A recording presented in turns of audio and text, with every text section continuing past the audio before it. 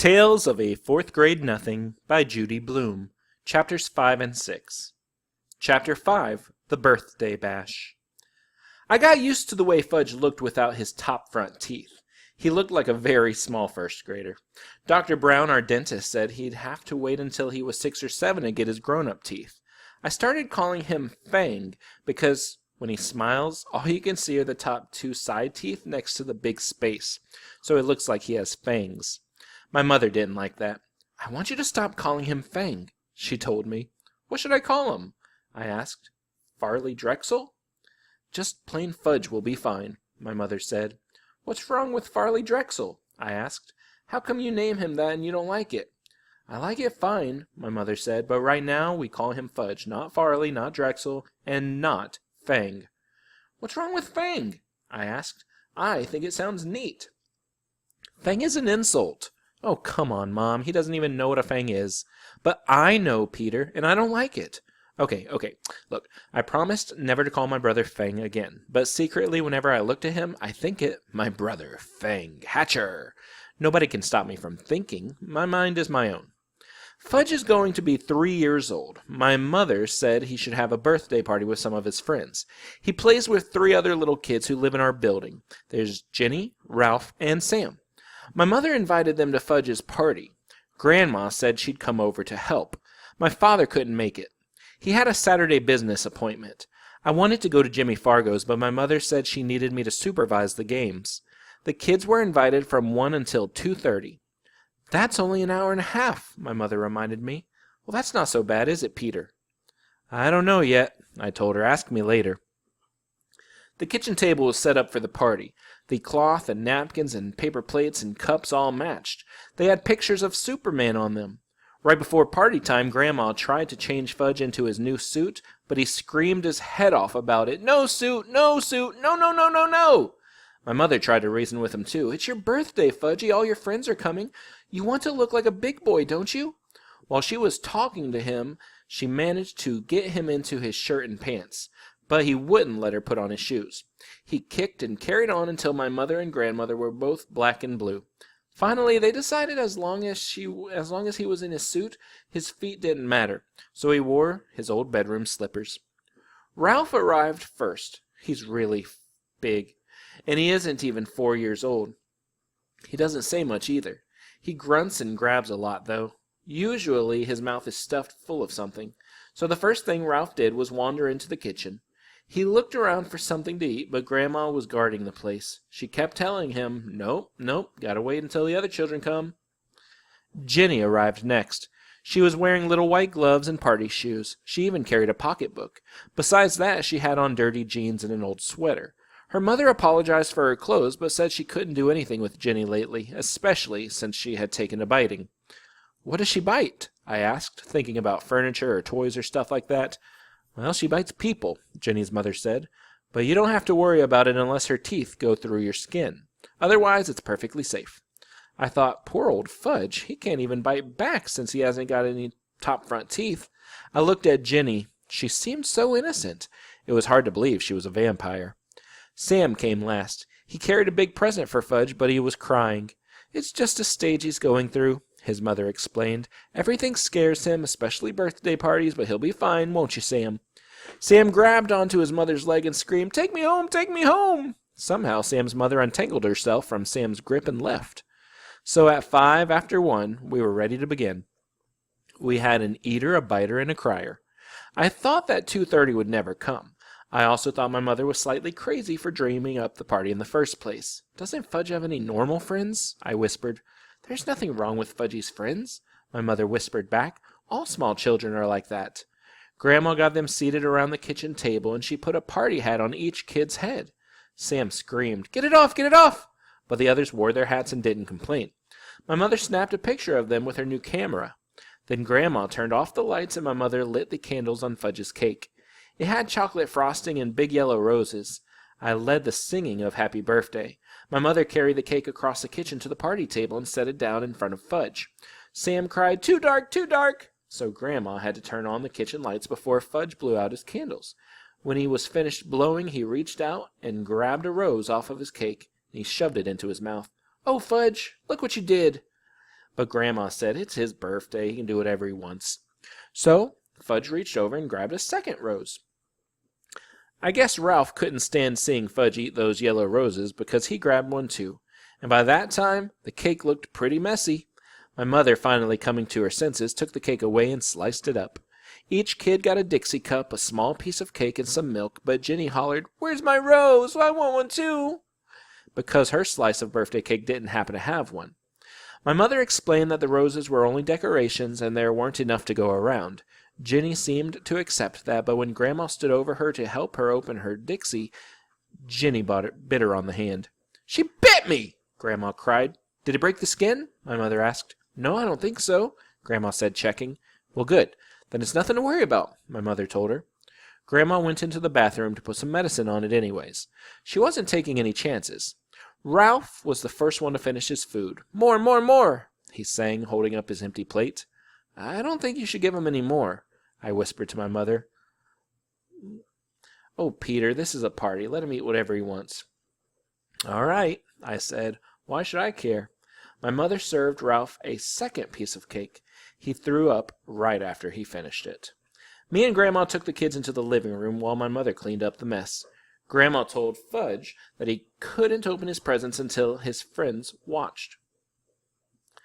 Jenny brought him a musical Jack-in-the-Box. When you turn the handle around, it plays Pop Goes the Weasel.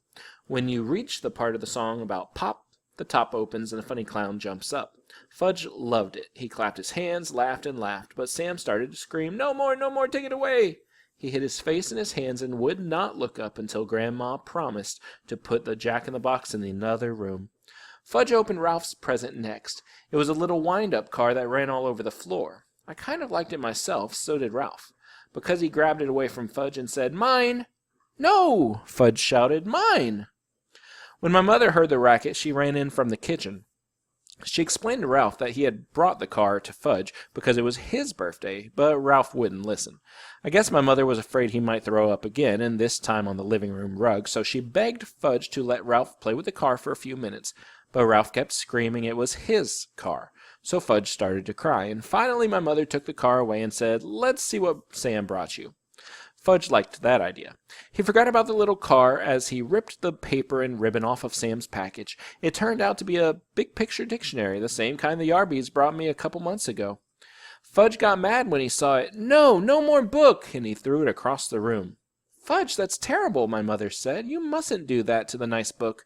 "No book," Fudge said, and Sam cried. "He doesn't like it. He doesn't like my present. I want to go home. I want to go home." Grandma tried to comfort Sam while my mother picked up the book. She gathered the wrapping paper and ribbons and cards together. Fudge didn't even look at any of the birthday cards. Oh, well, I guess he can't read anyway, so I guess it doesn't make any difference. "Peter," my mother said, "let's start the games now, quickly." I checked the time. I hoped the party was almost over, but no, it was only 1:30. Still an hour to go. I went into my room where I had blown up a lot of balloons. My mother had the party book, and it says 3-year-olds like to dance around with balloons. When I got back to the living room, Mom started the record player, and I handed each kid a balloon. But they just stood there looking at me, and I thought, either the guy who wrote the party book is crazy, or maybe I am. "Show them how, Peter," my mother said. "Take a balloon and demonstrate." I felt like one of the world's great living fools dancing around with a balloon, but it worked. As soon as the kids saw me doing it, they started dancing too, and the more they danced, the more they liked it, until Jenny's balloon popped. That nearly scared Sam right out of his mind. He started yelling and crying, and fortunately I had blown up 24 balloons. I was hoping they'd dance around the rest of the afternoon. Fudge got the idea of jumping up and down on the furniture. The others liked that too.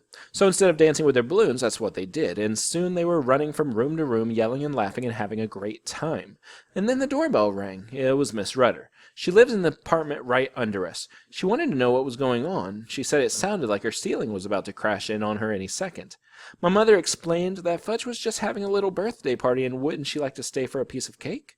Sometimes my mother's really clever, so Grandma entertained Miss Rudder in the kitchen while Fudge and his buddies jumped up and down on this new bed.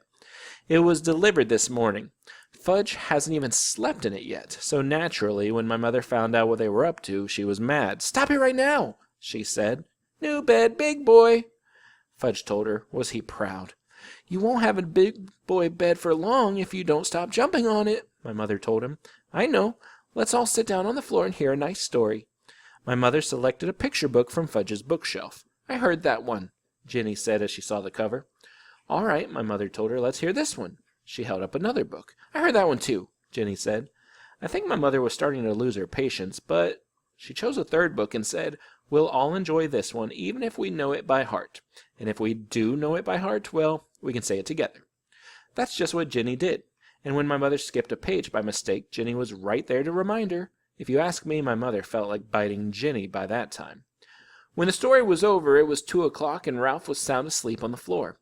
My mother told me to put him up on Fudge's new bed while she took the rest of the children back to the living room. I tried and tried, but I couldn't lift Ralph. He must weigh a ton, so I left him sleeping on Fudge's floor and closed the door so that he wouldn't hear any noise. On my way back to the living room, I wished the others would have fallen asleep too. "Peter," my mother suggested, "why don't you show him Dribble?" "Mom, Dribble's my pet. You don't go around using a pet to entertain a bunch of little kids. Didn't my mother know that?" "Please, Peter," my mother said. "We've still got half an hour left, and I don't know what to do with him anymore." "Dribble!" Fudge hollered. "Dribble, dribble, dribble!" I guess Sam and Ginny liked the way that sounded because they started to shout "Dribble, dribble, dribble," even though they didn't even know what they were talking about. "Oh, all right," I said. "I'll show you Dribble, but you've got to promise to be very quiet. You mustn't make a sound. You might scare him, okay?" They all said okay. My mother went into the kitchen to chat with Grandma and Miss Rudder. I went into my room and came back carrying Dribble in his bowl.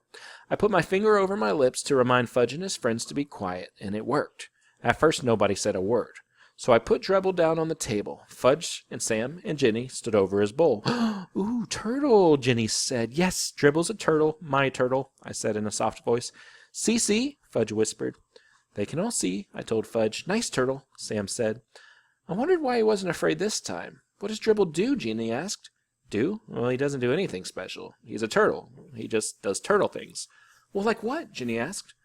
What was it with this kid anyway? "Well," I said, "he swims around a little, and he sleeps on his rock, and he eats." "Does he make?" Ginny asked. "Make?" I said. "Make a tinkle?" "Oh, that? Yeah, sure, I guess so." Ginny laughed. So did Sam and Fudge. "I make tinkles too, want to see?" Ginny asked. No, I said. See, Fudge laughed, pointing at Ginny.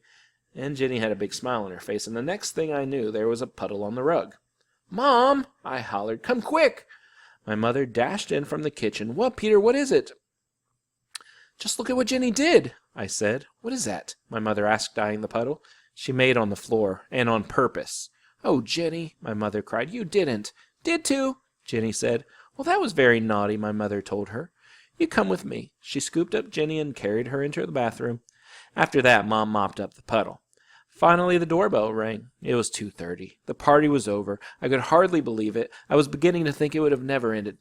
First, Ralph's mother came. She had to wake him up and get him out of the apartment. I guess even she couldn't carry him. Next, Ginny's mother came. Mom gave her Ginny's wet pants and a baggie. That was all she had to do. Ginny's mother was plenty embarrassed. Sam's mother came last. But he didn't want to go home. Now that he was used to us, I guess he liked us. So he cried, "More party, more." Another time his mother said, dragging him out of our apartment by the arm.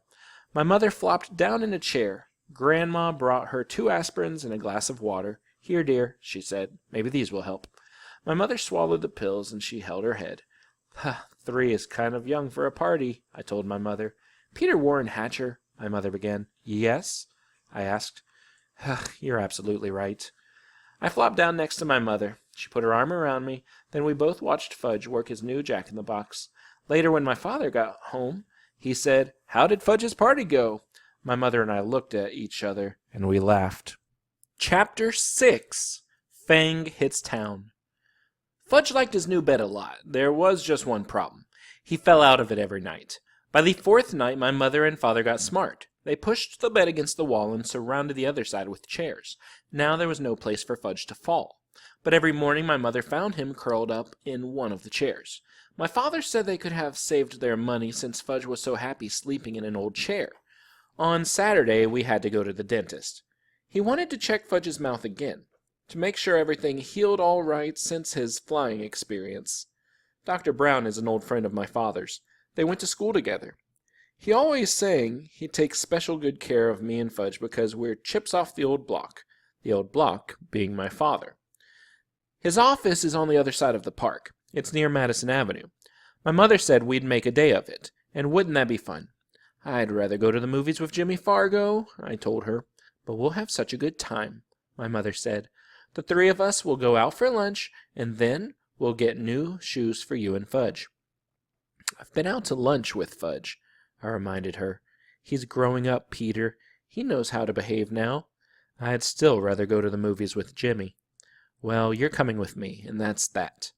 I wasn't looking forward to my day, and Saturday morning is always the best day of the week. Every Saturday morning I clean out Dribble's bowl. Sometimes, if Fudge is very good, I let him watch. I do it in the bathroom. First, I take Dribble out of his bowl and let him crawl around in the tub. I'm afraid to put him down on the floor. Somebody might step on him. But in the tub, I know he's safe.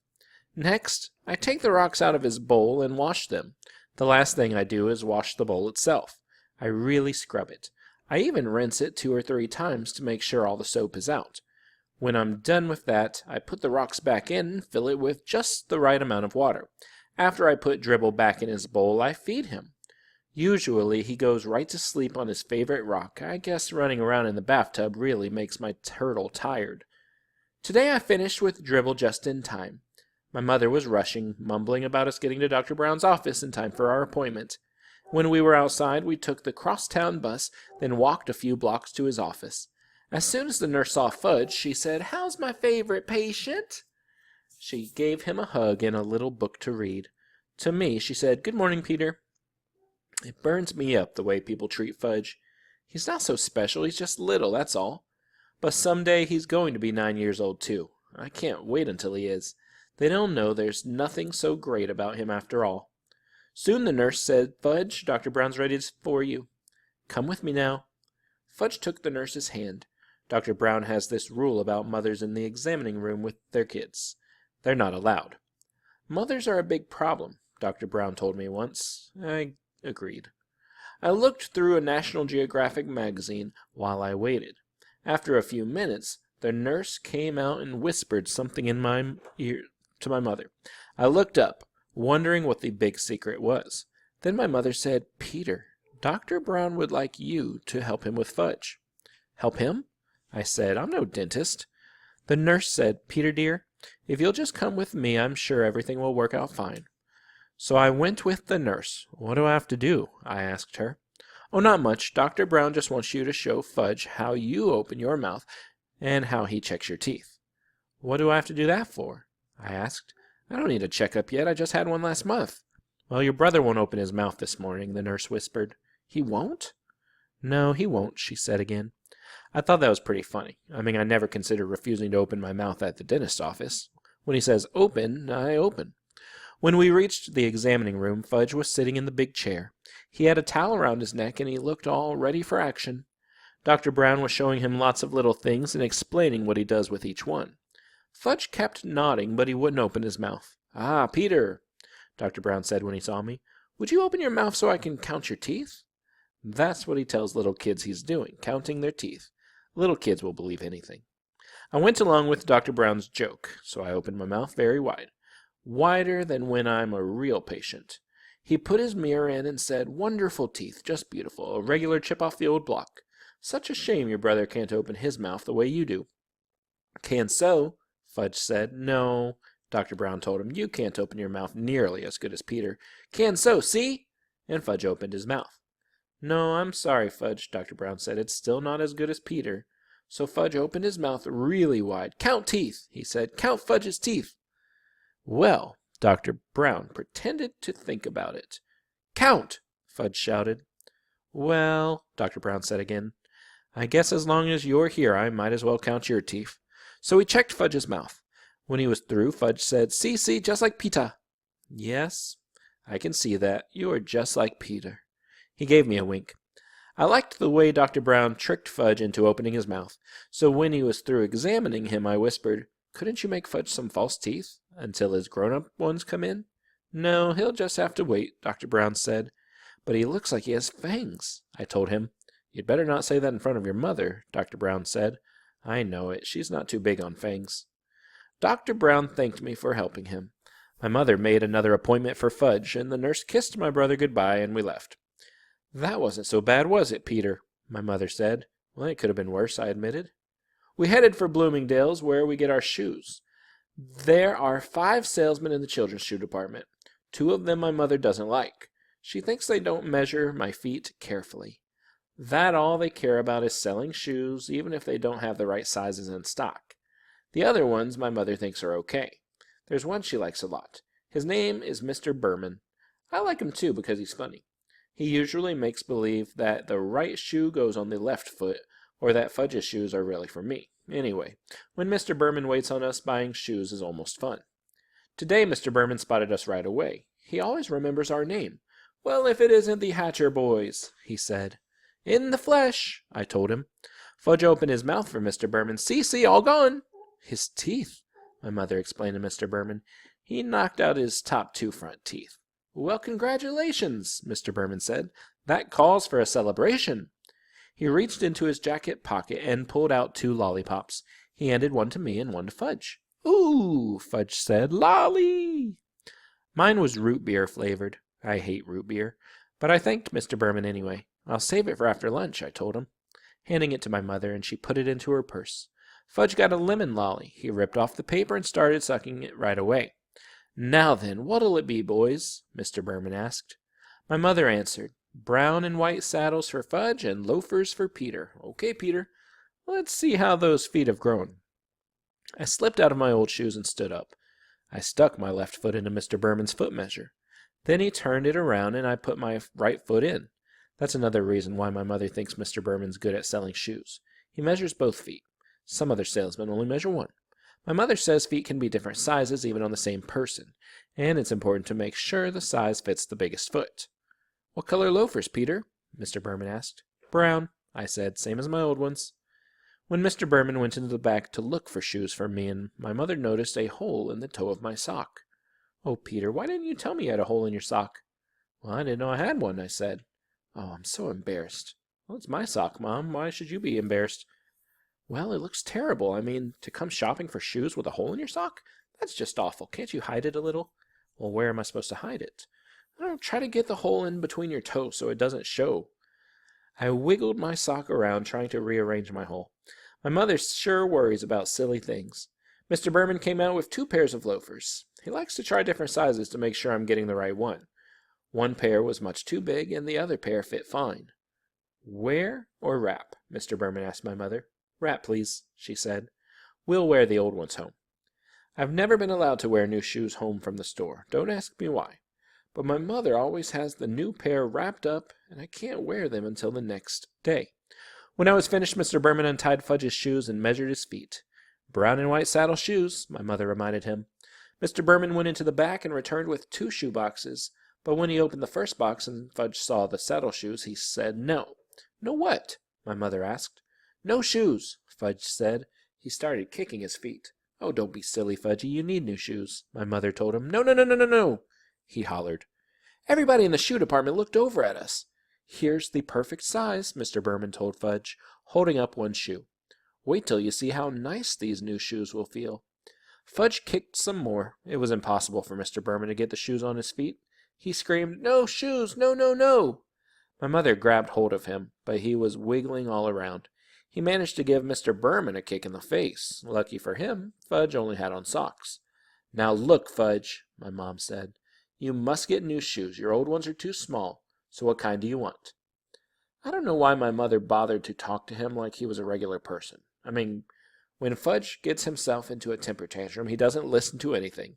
By that time, he had thrown himself on the floor where he beat his fist against the rug. What kind do you want, Fudge? Because we're not leaving here until you have new shoes, my mother said like she meant it. I figured we'd be here for the rest of the day or maybe the week. How could my mother have been embarrassed over a little hole in my sock and then act like nothing much was happening when her other son was on the floor yelling and screaming and carrying on?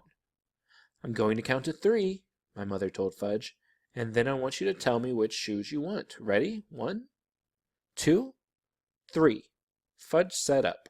Like pitas, he said. I smiled. I guess the kid really looks up to me. He even wants to wear the same kind of shoes. But everybody knows you can't buy loafers for such a little guy. They don't come in your size, Mr. Berman told Fudge. Yes, yes, yes, like pitas, Fudge hollered. Mr. Berman held up his hands and looked at my mother as if to say, I give up. But my mother said, I have an idea. She motioned for me and Mr. Berman to come closer. I had the feeling I wasn't going to like her idea, but I listened anyway. I think we'll have to play a little joke on Fudge, she said. What do you mean? I asked. Well, suppose Mr. Berman brings out a pair of saddle shoes in your size and, oh no, I said. You're not going to get me to wear saddle shoes, never. Well, let me finish, my mother said.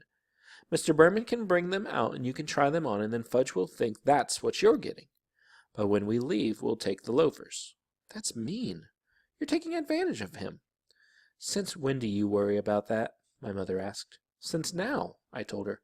Look, Peter, my mother said, checking her watch. It's 12 o'clock and I'm starved. Well, me too, I said. Well, then if you ever want to get home and get some lunch, let's try my idea. Okay, I said. I sat back in my chair while Mr. Burnham hurried to the stockroom again. Fudge looked up at me from his position on the floor. Like pitas, he said. Yeah, sure, Fudge, I told him. Mr. Berman came back with a pair of brown and white saddle shoes in my size. I tried them on. Oh, did they look ugly. See Peter's nice saddle shoes? My mother said. Now, Fudgy tries on the nice saddle shoes. Fudge let Mr. Berman get him into the new pair of shoes. See, he said. See, like pitas. He held up a foot. That's right, Fudge, I said, just like mine. You sure can fool little kids easy. Wear or wrap? Mr. Berman asked my mother, while Fudge walked around in his new shoes. Wrap, of course, she said. I wondered what my mother would tell Fudge tomorrow when I wore my new loafers. Oh, well, that really wasn't my worry. It was her idea. When Fudge was back in his old shoes and our packages was ready, Mr. Berman gave my brother a striped balloon. He offered one to me too, but I refused. How could he think a person in 4th grade might want a shoe store balloon? That wasn't so terrible, was it, Peter? My mother said as we left the store. It wasn't? Well, it could have been worse, my mother said. I suppose, I answered. We went to Hamburger Heaven for lunch, and we sat in a booth. Fudge tossed his balloon around while my mother ordered for him and then for herself. I ordered my own lunch, a hamburger with everything on it, and a chocolate milkshake. Fudge was getting a kiddie's special, meaning a hamburger without the roll, some mashed potatoes, and a side order of green peas. When our lunch was served, my mother cut Fudge's hamburger into tiny pieces, which he shoved into his mouth with his fingers. Then she handed him a spoon and told him to eat his mashed potatoes. But instead of eating them, he smeared them on the wall. See? He said. I thought you told me he wouldn't behave like that anymore, I said to my mother. Fudgy, that's naughty. You stop it right now, my mother said. But Fudge sang, eat it or wear it, and he dumped the whole dish of peas over his head. I laughed. I couldn't help it. He looked so silly with the peas falling from his hair. And when I eat and laugh at the same time, I choke. So I choked on my pickle, and my mother had to whack me on the back, which gave Fudge another chance to spread mashed potatoes on the wall. That's when the waitress asked my mother did we want anything else. No, thank you, my mother said. We have more than enough now.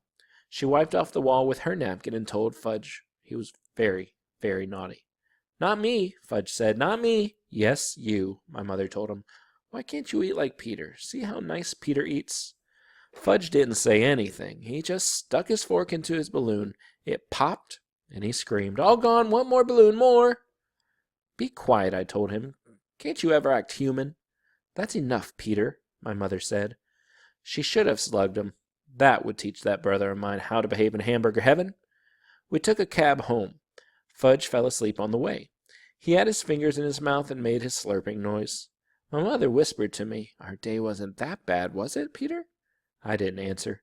I just looked out the taxi window and decided that I would never spend a day with Farley, Drexel, Hatcher again.